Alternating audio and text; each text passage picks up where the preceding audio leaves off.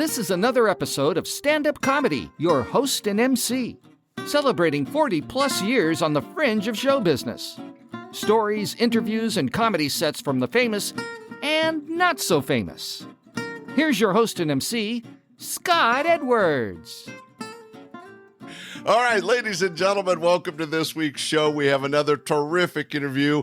You've heard this gentleman recently. He was part of one of my roundtables in the Bay Area. Why? Because he's a superstar of the comedy entertainment scene in the San Francisco Bay Area and Northern California. He was one of the winners of the San Francisco Comedy Competition. He was one of the stars of the documentary Three Still Standing. He's had his own radio talk shows, lots of TV, and I'm just excited to have him on. Ladies and gentlemen, our comedy friend, Johnny Steele. Thank you. Johnny, man, I know we just met a few months back to record the other show, but it's great to get you for this kind of personal one-on-one moment. Thanks for doing this. Thanks for having me. You know, it's good to be a part of it. Well, we're both still active in the comedy scene, so it's great to reconnect, but also it's an opportunity to share with other people interested in the industry and my listeners what it's like being a stand-up comic. And you had some great things to share during the roundtable I want to bring up later, but let's kind of lay the foundation. How did you get started in comedy? And were you young, old? Young compared to now, certainly. As Will Durst said, years ago, I'm 65 years old. I guess it's not really old, but it's the oldest I've ever been, which is a great line from Will Durst. But that is a great line. I was in graduate school, which I know that would surprise many people, but it was mostly an attempt to avoid going into the workforce. And I was about 23 or 24 years old. I grew up in the East Bay area, Contra Costa County, Pittsburgh, California. And I was at San Diego State studying media, broadcasting media, propaganda. It was very interesting stuff to me. And they had an open mic on campus. And 84, comedy is just starting to take off, right? I signed up for the open mic thinking I could try that. I've always been a class clown. I've always been a silly guy. I've always had a good ad-lib ability. Letters I wrote to my friends, they said were always funny. I would just naturally write funny letters. And so I signed up for it. And it's a great story for anybody who, ever worries about what happens if you screw up. Don't worry about it, because I signed up. And as usual, I didn't prepare terribly well, and it was on the San Diego State campus. It was one of those, I don't know, Budweiser or something, comedy search, and it was like anybody could sign up, and there were like 15 comics signed up. You got 5 minutes apiece, and whoever won it won like, I don't know, $200, which was a lot back then, and whatever. And so I stood in the back of the room, and despite the fact that most of the other quote-unquote comics were not funny, were amateurs mostly, were people trying it for the first time or the third time, when they called my name, I froze. And I didn't think I was prepared. And I didn't go, and they called my name twice. Okay, and they moved on to the next person. So I watched the rest of the show, and I watched who won that night, and I said, well, the hell with this crap. If that son of a bitch could win $200 for 5 minutes, I certainly can.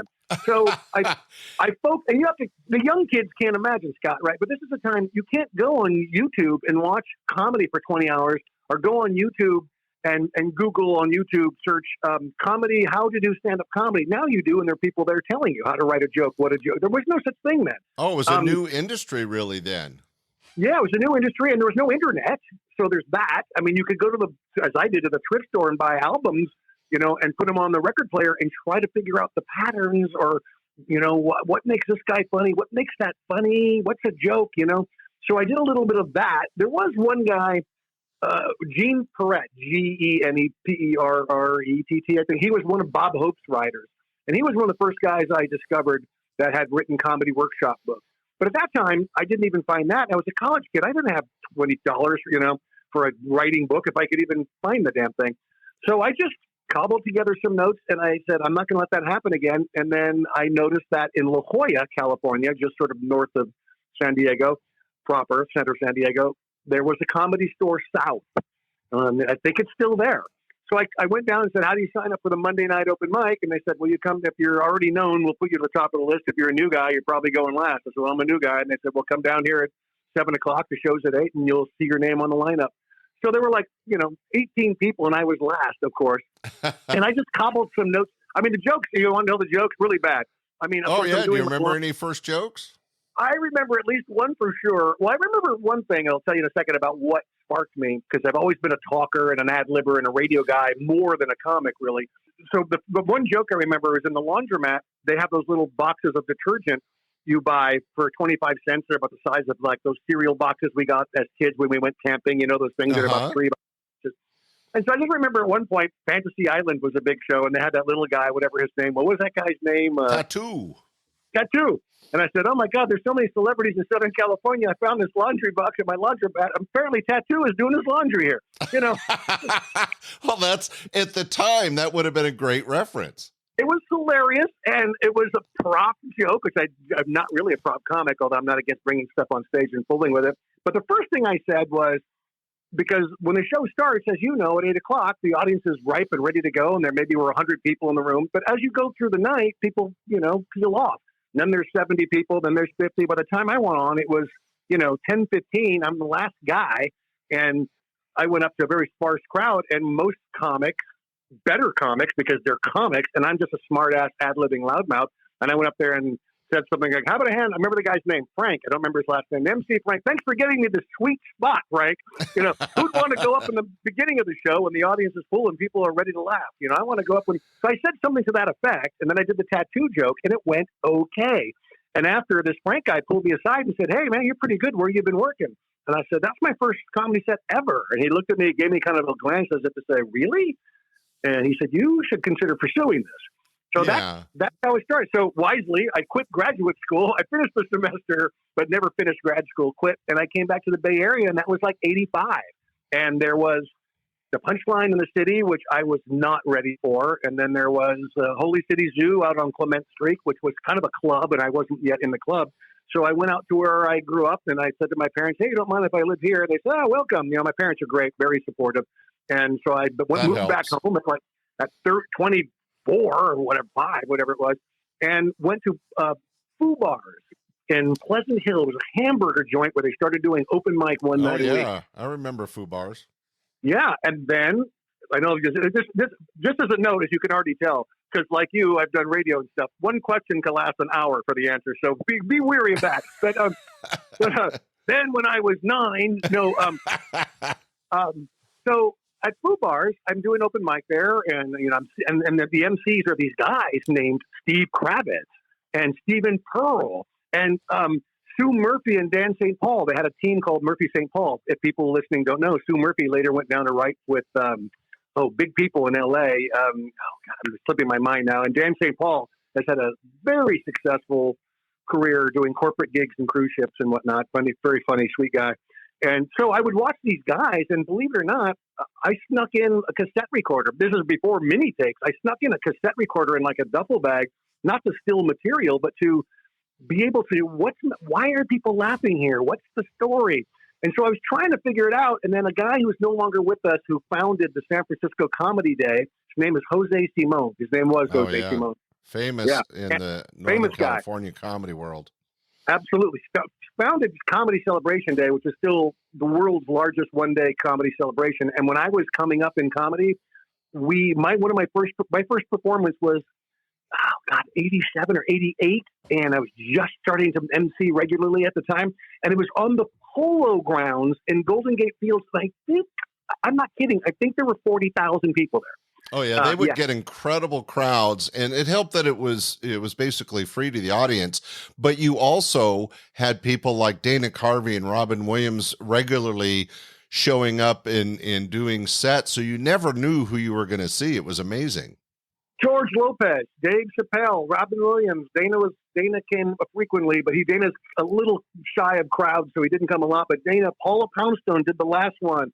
Monty Python guys, I think, were there. Rick Overton and Robin Williams would often do improv. I did some improv with Robin there once. I mean, I can probably if I had a minute, I can probably think of some of the greatest names. But a lot of people showed up because, hey, Johnny Steele was there. Yeah, well, that's exactly right. And why are we here to watch Johnny? Because as soon as he gets off, Dave Chappelle's on. And you mentioned Stephen Pearl. I just saw him Sunday night at the Punchline in Sacramento. So, a lot of these people are still bouncing around the comedy world. Sure. But and they've adapted. But the end of the story, in a quick nutshell, is Jose Simone, I saw on the wall some guy I thought was named Josie Simon, because that's how it was spelled, was doing a 4-week comedy workshop and it was like $10 a pop in Foo Bars on a series of Saturday afternoons. Oh man, I dived in like crazy, and it was great. He taught us how to write jokes, and he would make us do improv. Like he'd bring a box of stuff, a suitcase full of stuff, and you had to pull something out without looking in and ad-lib with it for 2 minutes straight. And so that's where I really started to understand that it wasn't just natural. A lot of people think, you obviously have to be a certain height or a certain athleticism to be in the NBA or whatever, but there's a tremendous amount of work in understanding how things work, and it wasn't just raw. You don't just get on stage at, Monterey Pops and play the guitar like Jimi Hendrix. You study and you work. And so I started approaching it slightly different. And Jose, just really quickly, he brought a lamp on stage and he said, I'm going to go get a cup of coffee. I'll be back in 5 minutes. I want everybody to write 10 jokes about this lamp. And he walked, well, who could write a joke about a lamp, at that time? So he came back and nobody had. He said, of course not, because you don't really know what to do. And so he said, I'm going to write on this dry erase board. It was so long ago, maybe it was a chalkboard, I don't remember. He said, I'm going to write, you yell out characteristics of the lamp. And people did. It's green, it's tall, it seems like it's kind of an antique. And at one point he turned it on and it was a very bright bulb and someone said it's bright. So he said, we're going to take the characteristic of brightness. And I won't go any further and waste everyone's time. But you basically then take that characteristic. You don't make a joke about a lamp. You make a joke about a characteristic of the lamp. It's really bright. And then you you write down a couple of thought bubbles over what do you relate with brightness? And then the joke we ended up writing was the lamp was so bright we turned it on, 3 wise men came to the door. And well, right? You got such important. Right off the bat, Johnny, you're telling me that you and everybody can tell by just the first 10 minutes of the show that you're not a guy that's shy and slow to reply verbally to things. You like to talk. You're very good at what you do. And it's so fascinating to hear that back in '84, you had the opportunity to hit the stage and you were reticent to do so, because now you live for the stage, and getting that opportunity to work with Jose Simone you're already putting in the work. And that's so hard to explain to new comics that, it helps to have a natural sense of being funny or sense of humor. And you could pick up the techniques on using the mic and the stage over time. But if you taking a course like that and putting in the work to be a weekly MC at a club like Foo Bars, you are really already doing the work that would take you to the success you had. Yeah, well, you're very, you really can see what I'm talking about clearly here, because as you probably know, and because of the way I speak on radio and everything, and my stand-up is generally not tightly scripted. And so when somebody once asked, sort of what you're saying is, well, you already got the answer. But someone once said, well, you felt you were unprepared the very first time you were called to the stage, so you didn't go up. But now you ad-lib, and you don't prepare a scripted tight set. So what's changed? And as you just noted, I learned the tools.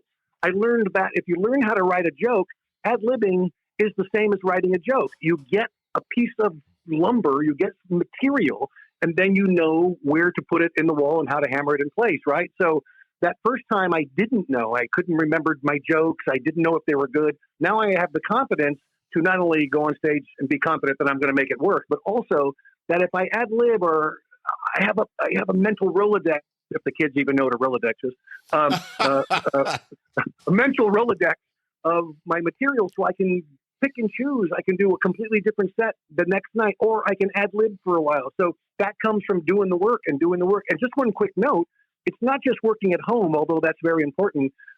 There were a couple of gigs that crushed people. And one of them was the Improv at the Riviera Hotel in Vegas. Why? Are you ready for this? You probably know this.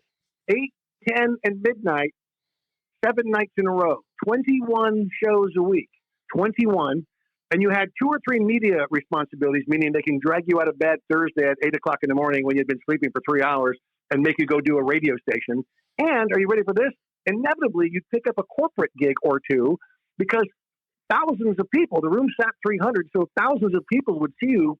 By Thursday, someone would call and say, hey, can you come do 15 minutes at our convention tomorrow? And you would.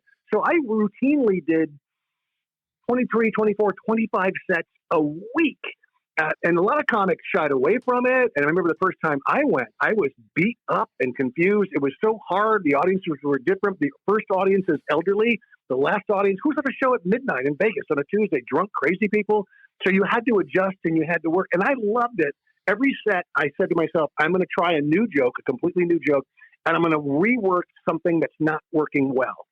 So that's what I did every set. And by the end of the week, it just, it was like, I guess the equivalent of boot camp for young soldiers or something. So, so I did the work. I did the work on and off stage. I think it's so great what you're sharing, and I'm being very cautious to interrupt from time to time. But I do want to point out that not only did you pick up terrific lessons learned from Jose Simon, but right here in this podcast, you're sharing so much information that if anybody's interested, and I always encourage everybody to get on stage once or twice in life, just because it will affect you in a positive way. You're sharing such special gifts that take other people years, decades, and a lot of people never figure it out. And you're sharing some of the secrets of this industry. And also, I wanted to mention that you have taken really a much harder step. For example, a lot of stand-ups will write material and they'll go up and they'll perform a set based on what they wrote. But there's a limited number of people, and I'm naming Robin Williams and you and just a few others that have the talent to basically wing it or improv and have that Rolodex of material in your head and be able to pull up because and really the end result is you're only able to do that because you have the confidence that even if you go down a path and the audience doesn't go with you, you've got material to bring them back in. And that confidence is so important. Sure. I think for me, it's sort of the adrenaline. Sometimes, and here's a tip to young performers, never go fast. There's no advantage in going fast. Always slow down. Give the audience time to catch up. Your material will last longer. It's a better way to go. I go too fast, but part of the reason I go too fast, I think it's because it's adrenaline, because I do not know where I'm going. This is a great story. I'm standing in the wings one time at the Throckmorton, and there's Allison, my now separated, but my lovely wife at the time, and Robin Williams are back there, and I'm looking at some notes, and Robin says, "What are you going to open with?" And I say, "I don't know." And Robin says, "I think they're introducing you right now." And Allison, my ex, laughed and said, "He doesn't know." and Robin just howled. He loved that. He loved that somebody was going on. Yeah, he respected that. He liked that. So, yeah. And keep in mind also, if you're a young comic, because people will say to me, or a new comic, you don't have to be a young comic. People start at any age. There's no requirement. People will say, "Oh, I could never be like Robin Williams." You don't have to. I mean, Bob Newhart was an accountant. I think Howie Mandel or somebody was I think a carpet layer. I may be wrong, but some Howie Mandel or somebody had laid carpet before. So you just find what skills you have. If you're edgy and irreverent, you're edgy and irreverent. If you're dry and witty, you're dry and witty. If you can't ad lib at all, don't ad lib. Yeah. Craft an act the same way someone would write a speech. And memorize it and perform it. And stand-up comedy is all about the presenter and what they're sharing. So whether it's Stephen Wright, who was really slow and methodical and one-liner after one-liner, to Robin Williams and Johnny Steele, they are able to just keep rattling off material based on wherever the conversation is taking them. And you were talking about the age. Talk about somebody that, age doesn't matter. Rodney Dangerfield didn't hit the stage for the first time until he was in his mid-50s. And he had huge success. There's a handful of those guys. I think Jack Benny, Rodney Dangerfield, they might have performed or they might have done something, but they didn't break until they were over 50. So, there was a guy, I think his name was Richard Carter. Maybe 12 or 14 years ago, he won the San Francisco comedy competition, and I think he was 68 or something when he won it. You'd have to go back, look up, either go to San Francisco comedy competition, Google it, and go to the John Fox, the guy who runs the website, and they will have all the winners. But I think his name was Richard Carter, and I think he was in his upper 60s. And I remember his opening line, "I just drove, I don't live here, I live in Utah, and I just drove here from Utah, and I had my left turn signal on the whole goddamn way." Great way to start off for an old guy. So how did you end up working for me at Laughs Unlimited? Because we had the pleasure of you on stage many times in the late 80s and early 90s. Do you remember how you came about that work? I don't remember. Did you? Some clubs have like a showcase, and you come out to the showcase on a Monday or Tuesday. It might have been that, or someone might have recommended me. I don't remember. You had 2 or 3 clubs over the time. I worked for you in Stockton. Remember that room? Oh yeah, well, of course I do. Well, yeah. Will Durst may have referred you. I don't really believe that you did a showcase. I believe you were referred talent, Sure. and you had already built a reputation in the Bay Area. And it wasn't long before I had heard of you, and you came in like a tornado. I would often enter the stage. I think a couple of times you were like, Johnny, you're a little unbridled. But I remember, one time at the downtown room, the old sack room, you had a bunch of like Matchbox cars. And then I think I found at a shop in Old Sack, I found those little poppers where you pull the lever and it blows up and confetti comes out. And I think something was going on in the Middle East at the time. So I think I came out and did Gaza Strip Highway, and I blew a few of those Matchbox cars off into the audience. And I think afterwards you kindly reprimanded me because you used to MC in those days, and you were like, you might want to start with some jokes and maybe. I think one time I wore pajama bottoms out as a gag. I think I came out in pajama bottoms, something like, oh my God, these shows are so early. I think you had an early one on a Saturday or something, and I came out. I'm barely out of bed, and that's all I did. And I wore pajamas on the set. You're like, you might want to put on some trousers and shoes. It's true. That's a true story. I came out in pajamas as a gag, and you kindly nudged me to maybe wear some pants for the next show. Well, it's interesting because as a producer, I have a vision of what my audience is. It's all about the audience for me. Sure. And I have a vision of what the audience is going to see and hear. And I have to be honest, I was a little more conservative and there's a path to comedy success. We had a lot of people come through the club that ended up being superstars, getting the golden ticket and becoming famous.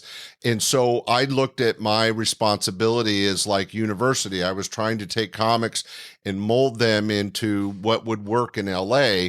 And I would see a talent like you, and I don't remember any specific advice I gave you, but probably don't wear pajamas and don't use explosions at the beginning of your set. Would have been 2 good pieces. I think you gave me those. Don't blow things up and wear pants. Well, that's great advice for certain people.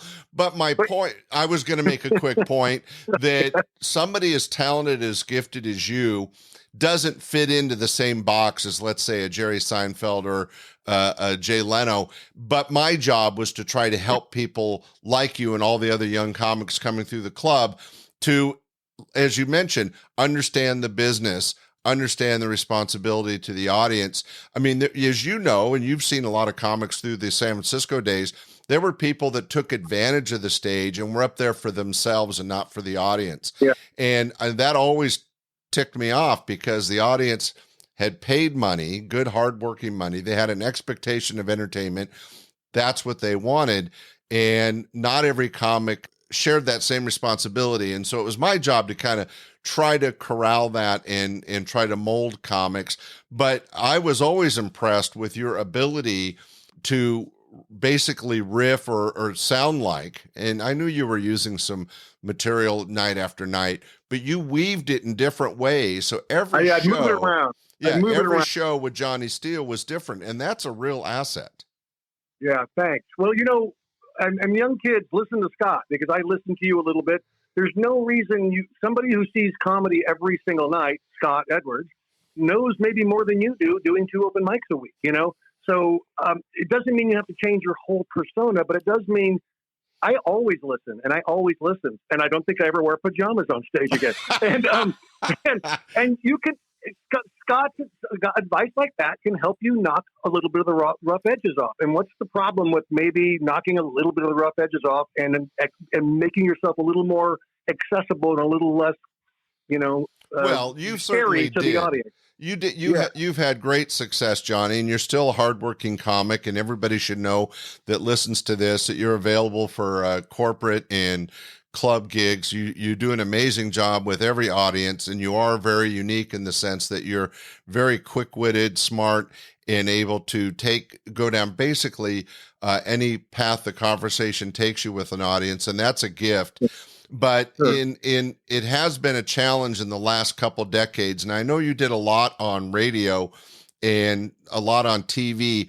How did you control your type of entertainment when you were in the more restrictive areas like TV and radio? Well, the exact same thing you said about how you know your room and you know what the audience wants, so you sort of tried to help guide comics.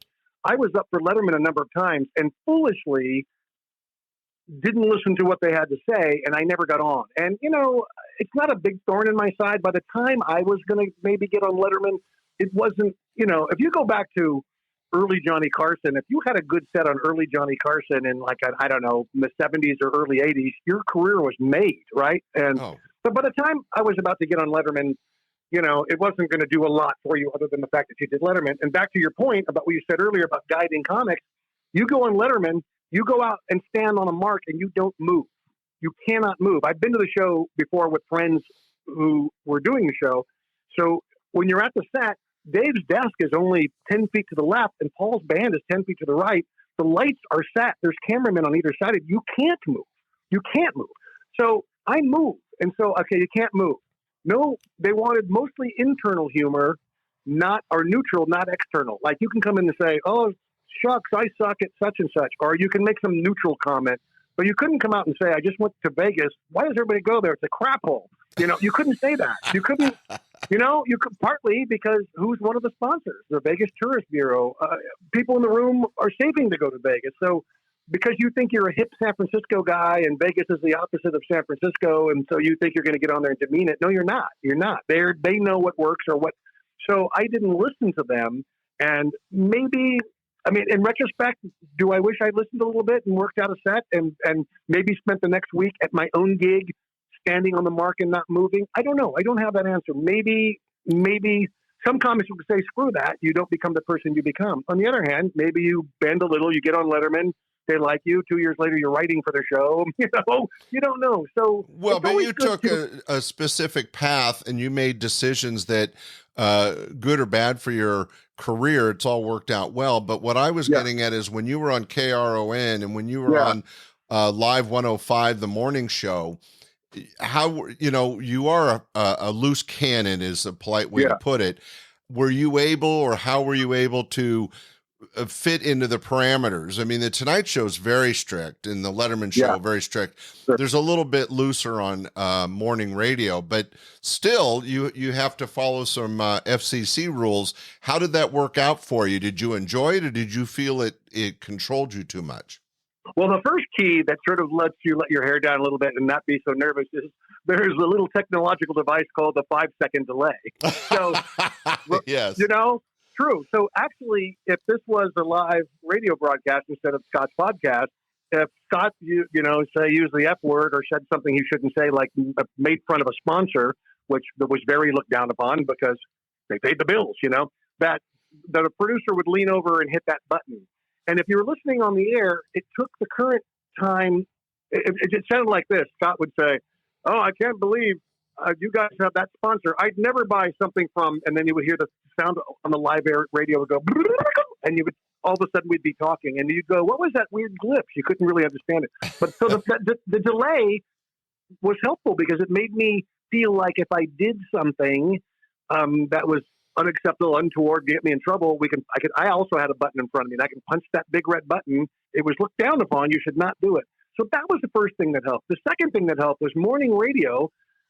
We didn't call our show a zoo, but it was zoo-like. There were times when I would have Bobby Slayton on, Will Durst would be on, my friend Robert Hawkins, who was a writer, a great comedian, but a writer on the Chris Titus show, and he wrote for Ron White for years. Robert Hawkins is brilliantly funny and ad-libby and crazy. That's going to go off the rails. It's going to go off the rails. So sometimes I found myself in the Scott Edwards position of maybe reining people in a little bit because, it could, if on radio, if everyone's talking at once, it's not entertaining. You can't make fun, of certain things. And so now go to TV. Oh, very different. for whatever reason, the demographic of doing a daily talk show, my show was sort of like the Regis type show. It was me and a lovely newscaster lady named Susan Blake. And so she was the straight journalist lady, and I was a smart ass, take it off the rails occasionally guy. But in that case, you're seated in a chair, Scott. You're seated in a chair. You're wired in because you have first your microphone wired in, but then you also have a line in your ear called an IFB line, which is up to the director's booth. So you almost can't move out of your chair. And then also sometimes if your shirt was baggy, they tape it, duct tape it, and clip it in the back.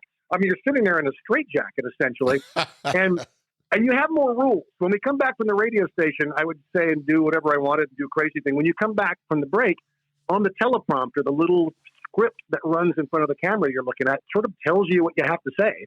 So it was tricky for me to do that, but since I played the role of the screw off rather than the straight person, it was okay. And then once again, we had a delay in that we did a thing called live to tape, which means we are taping this 1 hour show in 1 hour. Unless something horrible happens, then we can stop because the show would air later. So we do live to tape to create the energy of a live performance, but we also taped it so that if there was a problem or a technical glitch, we could fix it later. So it wasn't live. The radio was live with a 3 to 5 second delay, and the TV show was live to tape. So if I did do something, there were a couple of times my co-host walked off because she thought something was unacceptable and we're having a big debate. Well, I'll tell you the joke real quick. Here's the joke. When you come back to the show, there's a thing called Top Talk. It's for topical or top of the show. And that's the biggest segment and the most watched segment. And so how that worked was, if I was on tomorrow, I would say, Johnny, what'd you do last today? Whatever. Oh, I went on my old friend Scott Edwards' podcast. He was a guy who ran and owned a lot of the Laughs Unlimited comedy clubs. So that's what I would tell. And maybe they would put a B-roll. A B-roll is a picture on the screen that is about what I'm talking about rather than just my face talking. And so, all right, so you got the picture. When we come back from breaks, sometimes it would be Susan. Hi, I'm Johnny Steele, and I'm Susan Blake. Coming up later on the show, Scott Edwards, and I don't know whoever else, somebody else. And Susan, you went to that car show over the weekend, didn't you? And she talked about the car show she went to, right? So, all right, now I'm to the point. I feel I have to tell people what Top Talk is and how a show works. But so this is one of those many places where it can go off the rails or the two hosts cannot agree and it gets out of control a little bit. So they gave me a story. They said, Johnny, you'll like this. There was a guy somewhere in America who was into like herbal ecstasy and that kind of stuff. And so he was at work one day and he had to work overtime. So he called the neighbor and said, can you go over and babysit the kids and maybe give them a little something for dinner because I'm going to be a few hours late. And the neighbor said, no problem. The neighbor goes over, makes the kids a couple of quesadillas, whatever the heck, I don't know, reaches in the refrigerator looking for something to drink, and in the back of the refrigerator finds a tub of Kool-Aid. All right, I'll give the kids the Kool-Aid and the hot dogs or the kids, whatever. Of course, the kids are acting so strange that the poor babysitter calls the police. The police can't figure it out. Finally, the guy comes home, and the guy had, you put 2 mushrooms, some sugar, this kind of goji juice, whatever, in the back of the fridge for 2 days, and you get sort of a herbal ecstasy of some sort. So the kids took it and went on some kind of a trip. And the police, true story. So the police, so they would give me these stories 5 minutes before airtime and say, can you make a joke up? And I'm like, sure. So I'm telling the story, and there's some B-roll footage of the cops and whatever else. And the end of the story, is there's no lasting effects. The kids, there's no criminal charges because it was a legal substance. And the best part is those 2 kids now have the most popular lemonade stand on the block. Great. That's a great joke. And so my co-host stands up and says, this is hitting the red button. Stop tape. And so she stands up and unhooks, whatever. And so you have a line in your ear. The line in your ear, the IFB line, is the director. The director's like, what's the matter? What happened? What's going on? Well, she was more sensitive than I, and she was a journalist, and she didn't want to be part of what she perceived. I'm not dogging her. That's her choice, and maybe she was right. Of being on a show where a guy's making fun of some place where some kids got drugged out. I don't know.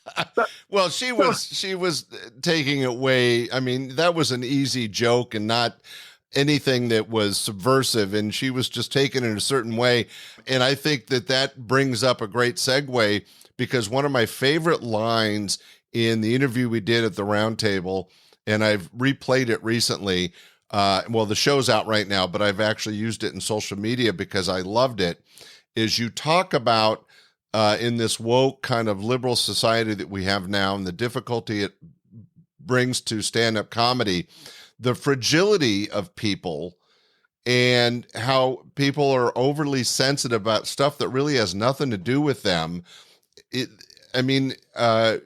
Maybe you could share that again with the audience, because it was so poignant. Well, being a guy who ad-libs a lot, I probably spit it out and totally forgot it. But yeah, we've created a generation that and every generation has said this about the generation or two behind them, but who's the guy who wrote the book? I think it's The Coddling of the American Mind. What is it? He does a lot of speaking. He's got great speeches and he's neither left or right. I think he's just a professor who wrote a book about how we got here. And somehow or another, I know this is overused, but the everybody gets a participation trophy, the Timmy is never wrong thing, or, we've coddled the generation, right? They don't. That's it. We've got a generation that thinks that they have maybe never been told, no, that's not right. Or at very least, there are other opinions, that there isn't always just one answer, and that maybe you should be thick-skinned because you don't like this or you don't like that. It doesn't mean you need to spend the rest of your days trying to stop that person or those things ever from being uttered. And here's more. You're morally superior because of this. Therefore, everyone else's opinion doesn't matter. It's this really strange, awful thing that is ruining comedy. I got about 8 people email and call me about a month ago. KQED Radio in San Francisco was running some show about the future of comedy, and most people said there was one feminist comedian lady and 2 sort of writers or some sociology guy or a writer, and it was just awful. I recommend you go back and look at it. I think it was called, someone go dig it up at the old KQED website. You can, at the website, the old shows, you can hear them. I think it was The Future of Comedy, and it might have been a month ago. And you hear these people, and it's just, they're ringing all spontaneity and life and risk and passion. It's horrible. And, it really has a chilling effect, because I sometimes make funny memes and I go put them up on, social media. And I think, I don't necessarily know if I want the aggravation. I don't want somebody writing me or, it's just, here's an idea. If you don't like something, don't buy it or don't go to it. I mean, people misinterpret all sorts of things, like prejudice and race are 2 different things that are sometimes lumped together. A sort of a bigotry or a racism might be some idea someone has in their head. They're free to have that idea. They're free to have that. They cannot practice discrimination using those ideas.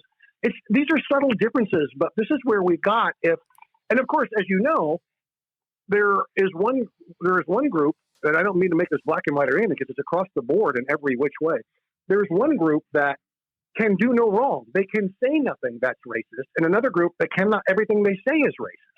And it's just really kind of crazy. And when you dissect all of this and what brought it into being and everything, it's nonsense. I mean, there's always going to be economic, disparity. There's always going to be somebody who's not getting what they think they get, and they're going to think they're not getting it because of this reason, when really there are many reasons involved. And this is all races, genders, ages. So back to my point, if you say anything moderately untoward, if you use a word like a chink in the armor, somebody got in trouble for a while back. Chink is a Latin word, which means, oh yeah, kidding. Oh no, it's true. Chink is I believe a Latin word, which means crack in the armor. And because, at one point the phrase chink was, used as a racist term against some Asian people, I guess Chinese maybe. And the same thing is true in Berkeley. They moved to change the name of the famous gourmet ghetto. And they changed it. You can't now in Berkeley, you can't reference, I think it was the gourmet ghetto, whatever retail organization changed it. The city of Berkeley changed the name of Manhole. They actually had city council meeting and changed the name of Manhole. But in the case of ghetto, I'm a half Italian, and ghetto, I believe, I think its origins were Italian. I could be wrong, but I think Italian, and it was a neighborhood where the poorer people lived. I think they might have been Jewish at that time. And so now you must say underserved neighborhoods, these weird Orwellian terms. And so, and if you actually go to a party and say, I went to the lunch at the gourmet ghetto, you might get, if you said that as a city councilman in Berkeley, a council person, pardon me, why stop at person? because Right. you're leaving out plants and animals. It could be a city council creature. I don't. Well, Oh, sorry. I got angry there for a second. no, that's okay. But, So let me explain to the audience that if they want to look for that show, it'll be February of 2022, because this is an evergreen podcast. It'll be out for a while. The also thing that's really ironic is just this week and in March, one of the Ivy League colleges had a speaker at a freedom of speech webinar kind of thing, seminar, and he was shouted down by the future lawyers and students of this Ivy League college, not allowing him the freedom of speech to talk about freedom of speech. I mean, it's just, I'm aware of that. It's just gotten really crazy. Now, you have had the chance, we've talked about it a couple times. You're such a unique stand-up when it comes to your freedom and your quickness on stage. I know you've worked a lot with Robin Williams. Was there any other people you worked with or experiences in comedy that gave you the confidence and helped you in the direction you took your stand-up? Almost everybody, almost everybody. I would watch something they did, or sometimes they would tell me, or they'd give me a tip, but often just watching them. I learned one time I was headlining a club in Vegas, and they said, "Hey, Richard Lewis just had a cancellation at another club across town. We want to put him in this weekend. So we're going to bump you off the bill." And I said, "Well, who's going to open?" They said, "Well, you could open if you want, if you're willing to do it. Most headliners wouldn't want to." I said, "I'll open for Richard." So I opened for Richard, and I watched him. And he came out and played the Jimi Hendrix song. What was the song? If 6 turned out to be 9, you know that? Right. And so he told me, I said, "What are your credits? What do you want me to say?" He says, "Just say, 'Ladies and gentlemen, please welcome Richard Lewis,' and step away." And so I did. And he played that song, and he came out and he went to the front row, and he did that thing, bending over, hi, people to the audience. And he went to the mic, and the song ended. He said, "Jimi Hendrix, my favorite musician of all time. I love that song, but I'm so neurotic. Growing up, I thought he was saying, if the cyst turns out to be benign." And and in my brain, it clicked. One of the most important things, and this was true of Letterman, one of the most important things is your point of view. The sooner you can make your point of view clear, you don't like somebody or dislike them until you know who they are and what they're selling. That. Go with Bobby Slayton, fearlessness. Will Durst told me how to hang one joke on the next joke and not to totally discard your old jokes because maybe you got bored with them, but bring them back and rework them. Robin, I was sitting one night, I'd written for Robin. I was supposed to be writing for Robin. I did on a number of occasions. When he was too busy doing movies and stuff, he couldn't really always know what was going on in the world. So if he was going to go do a late night talk show, I would write 20 jokes for him, and then I'd go over to his house. He lived in Tiburon. I live in Berkeley, and we would go over the jokes. And it was really odd because he'd say, "How do you think this joke fleshes out?" And what that meant was for me to stand up and sort of deliver it.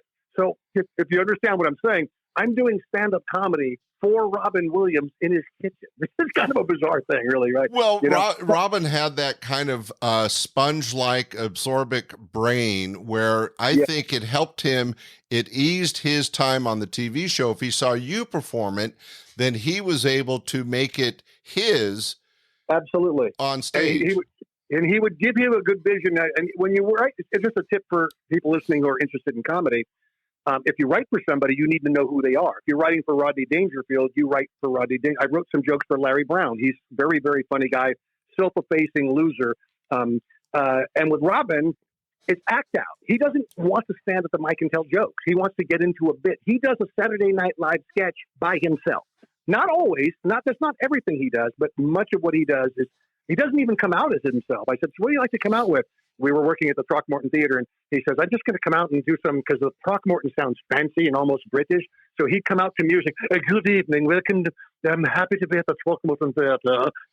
He wouldn't come out and say, "Hey, thanks for having me." He would do that. But Robin, so I'm going to write for Robin, and so I'm sitting in the 5th row. I think it was the Napa Valley Opera House at that time, because they said, watch his jokes. We'll get you a recording of a video of the set and see what you can pump up and what you can help them grow, whatever. So I'm doing that. And at one point he said, "I recently moved to Marin," and because I had lived in the city, and it's just so more rural and suburban there. So I thought one of the first things I thought I was going to do was put a beautiful flower garden in. And he said, "But the deer thought differently of my plans." And he puts you can see his body posture change. He's a Juilliard trained actor. That people don't know, Juilliard is one of the finest performing arts academies.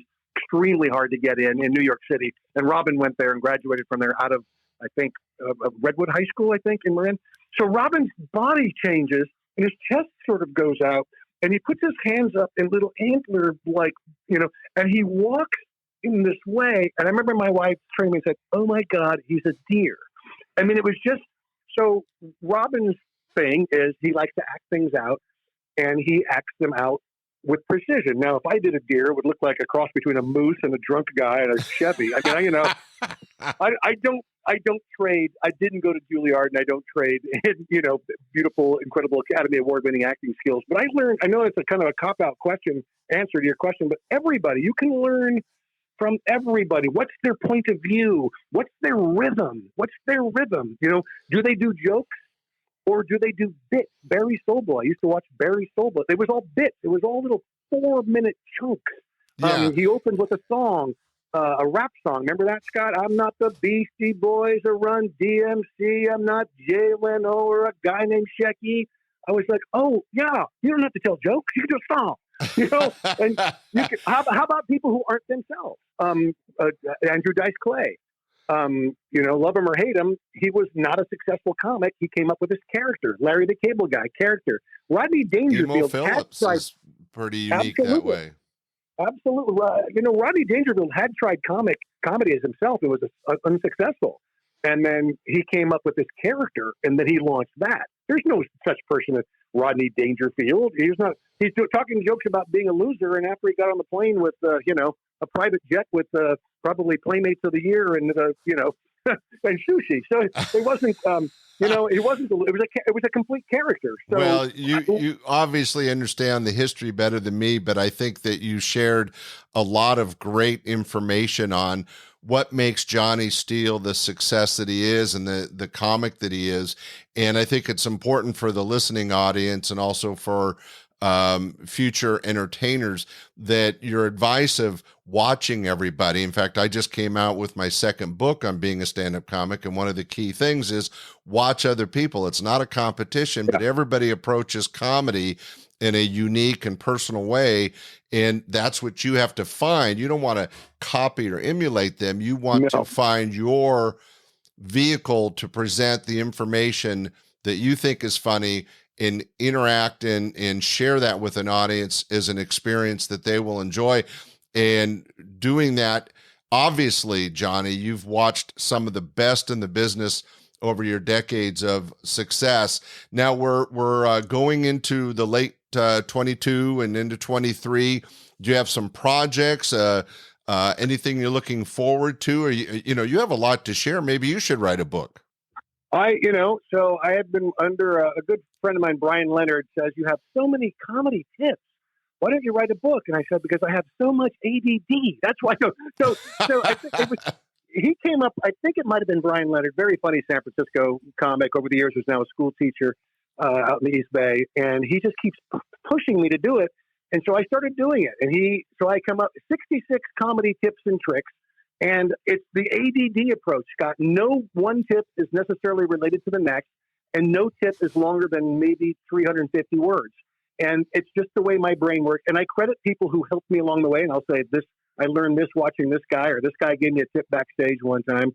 So hopefully that will be on ebook before summer rolls around, and 66, and it'll be on my website or wherever. I probably will first just self-publish it in ebook for, $4 or whatever, and then go from there.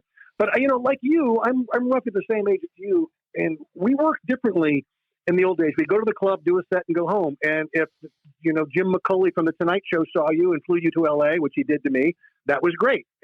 Or if somebody from the Montreal Festival. But now it's all about the internet, and I'm just slow to learn it. Don't get me wrong, I'm on the internet, but many of the kids today, they go internet first. So I got a couple of business guys who are like, you have very little presence on the internet. You've got to, every Monday, you got to put up a funny meme. Every Friday, you got to put up Johnny's 5 funny punchlines.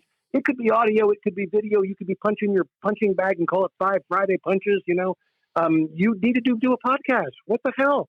If Scott Edwards can do it and be successful, anyone can do it, ladies and gentlemen. Anyone can do it. Well, I think that is a great way to to wrap up the success of Johnny Steele, and we have shared so much. You're just a wealth of information. I agree with Brian. I think you writing a book and you sharing some of your knowledge. I hope you get back on radio or TV, because your message and your attitude towards our industry of stand-up comedy is strong, and it's refreshing, and it's correct. And I think we need to get that out there more, and hopefully I can help and get you on stage myself. For this audience on this podcast, with your permission, I'm going to share a little bit of material by Johnny Steele. You've heard him before on the podcast. You're going to hear a little bit stand up now. But moving forward, Johnny, I'm hoping to continue working with you. But in the meantime, let me just say thank you for doing this podcast. Thanks for sharing your wealth of knowledge. And I think the fact that you bring so many other people with your story, like Robin, like Barry Sobel, like, these people that you've had a chance to interact with and watch, Jose Simon. I mean, that's great stuff. And it's been an honor to have you on. Well, thank you very much for having me. Hopefully you'll inspire me to focus for 9 minutes on one thing. Well, ladies and gentlemen, stay tuned. Here's a little stand-up comedy by my friend, very funny comedian, Johnny Steele. Johnny, thanks again for coming out, and hope you had a good time. I did. Thank you. Ladies and gentlemen, here we go. It is sad to see this go. I mean, you don't know this because you probably live here, but this is not how this. You don't play. You go on the road. It's horrifying. You go out, Oklahoma, Coeur d'Alene, Idaho, Missoula, Montana, Yakima, Fargo. Every night, some shithole. There's nothing like. You're not even. God help you. You're in every night's a country western, lead poison, inbred, toothless, fish fighter, low information voter, Klan rally, Tea Party, used Harley parts, swap meet, Sarah Palin book signing kind of environment, right? The audience hates you on account of you reading shit. It's horrifying, right?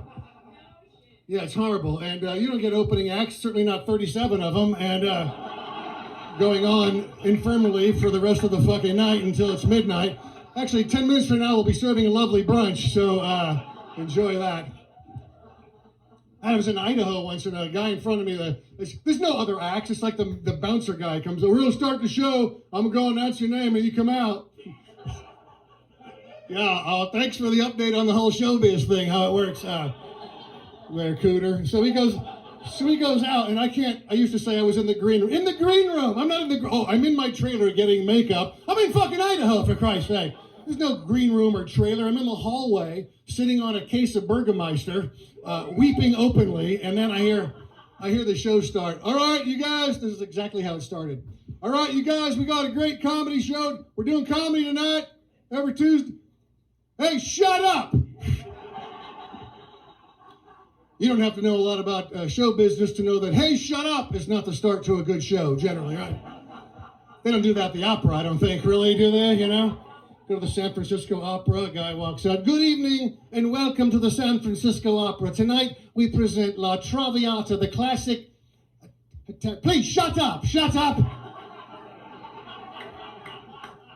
We have flown Placido Domingo from his homeland in España, Madrid. Please, shut up! We're doing opera. That's what happens in Idaho, though. All right, shut up! We're doing comedy. Hey, stop punching her! All right. For the next half hour, all drinks that'll make you violent are $1. All right. This next guy's from San Francisco. I don't know if he's a fag or a Jew or anything like that. Please welcome Jerry Stool. Who the fuck? Who? Weep, sob. I don't mean to make fun of Jews or gays, whatever is your preference. People say you shouldn't make fun of other people's religion. It's not nice to do that. And I say, I think it's okay if that religion is batshit crazy. And I think, i.e. Mormons. There's so many crazy things about the Mormon religion, but my favorite crazy thing about the Mormon religion is they believe Native Americans are descended from tribes of Israel. Close, continent or so off, but very close. Israel. original tribes of Israel. They think that Native Americans are essentially Jewish. And you know what? They've done genealogy tests, and of course they have not come up positive. But you don't need to waste time and money with genealogy tests. All you need to do is say this to yourself. If the Native Americans were descendant of Jews, would they have sold Manhattan for $19? Absolutely not. What, are you crazy? What? Huh? I wasn't born yesterday with the $19. What? Huh? What? I wasn't born 1 moon ago. What? Huh? They would have kept the mineral rights, that much for sure. I was a member of the Jewish Community Center in San Francisco for years, and I really didn't care about Judaism. It's just they had a great basketball court, and hey, they're Jews. They're not using it, right? I love the Jews, but these people suck at hoop. I'm telling you that much.